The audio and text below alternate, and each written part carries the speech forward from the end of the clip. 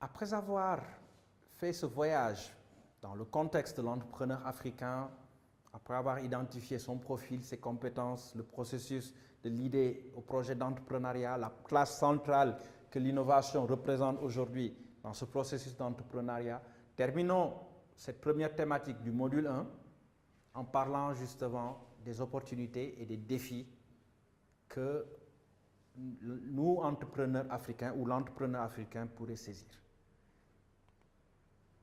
Donc, le premier défi pourrait s'illustrer par ce schéma.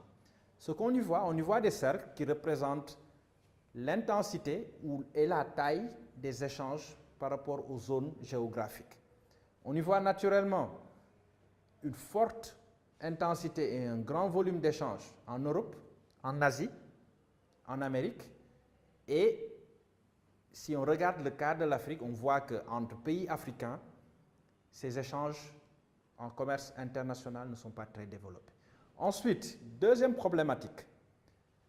Beaucoup de produits sont vendus, mais ce sont des matières premières, donc très peu transformées, donc qui aujourd'hui ont une valeur ajoutée très très limitée, donc vendues très peu cher.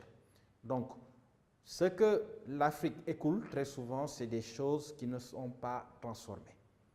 Et de l'autre côté, l'Afrique achète beaucoup et donc dépense à une balance économique, balance commerciale qui est déséquilibrée. Donc ça, c'est un premier défi pour lequel on peut y voir aussi des opportunités, puisque le fait de développer les échanges entre pays africains et puis faire beaucoup plus de transformation en local pourrait permettre justement de rééquilibrer ce schéma. Deuxième image forte. Sur ce schéma, nous voyons les 500 plus grandes entreprises au monde en 2010. Comme on peut le voir clairement, elles se situent en Amérique, en Europe, en Asie, et nous voyons un petit point au niveau de l'Afrique du Sud. Mais de manière générale, aujourd'hui, l'Afrique a encore à jouer sa place sur cet échiquier mondial pour apporter une valeur ajoutée et puis des solutions. Mais le fait que ce schéma soit vide, justement, représente plein d'opportunités pour vous, entrepreneurs ou apprentis entrepreneurs, puisque ce sera à vous, justement, de bâtir ces entreprises qui vont permettre à l'Afrique de se développer, mais qui aussi pourront aller représenter l'Afrique sur cet échiquier mondial et puis participer justement à ce village planétaire. Naturellement, les défis, on les a vus, donc les bases du développement aujourd'hui, la problématique de l'énergie, de l'éducation, de la santé, de la mobilité, de l'autosuffisance alimentaire, plein de problématiques qui, sans aller très loin, nous permettent d'avoir des sources très claires sur des problèmes pour lesquels, si on y apporte une solution, permettront d'une part d'apporter une évolution en Afrique, mais trouverait naturellement un marché. Pour aller beaucoup plus loin, les Nations Unies ont proposé un cadre qui est appelé les objectifs de développement durable, qui permettent justement d'identifier 17 thématiques sur des sujets très très importants et qui pourraient permettre en fait à un entrepreneur justement de se dire voilà, quelle thématique ou sur quoi je pourrais travailler. Donc on y voit des choses sur la réduction de la pauvreté, la lutte contre la faim, l'accès à la santé, l'industrialisation, la réduction des inégalités et ainsi de suite.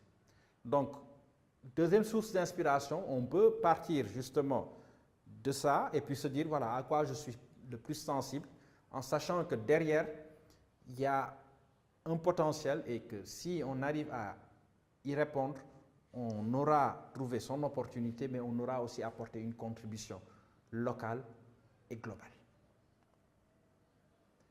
Dernier point,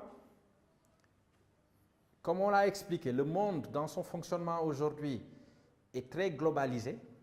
Donc une thématique centrale aujourd'hui, c'est justement le fait que les civilisations et les cultures deviennent très très importantes. Donc comme on le voit sur ce schéma, on voit par exemple différents blocs avec des blocs où c'est plus la religion islam qui est plus représentée, des blocs qu'on pourrait définir comme occidentales, chinoises, africaines et autres.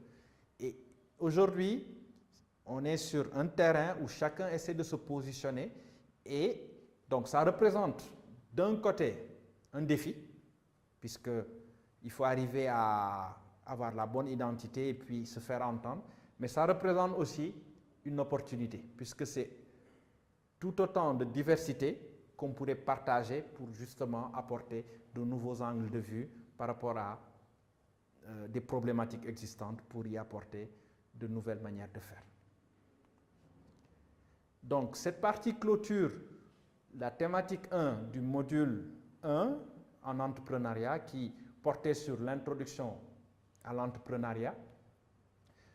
Donc, pour rappel, les modules qui suivront seront au niveau de la conception du projet, le lancement du projet, le pilotage et après l'utilité de la technologie et de l'innovation au service de l'entrepreneur et de l'entreprise. Pour terminer ce premier module,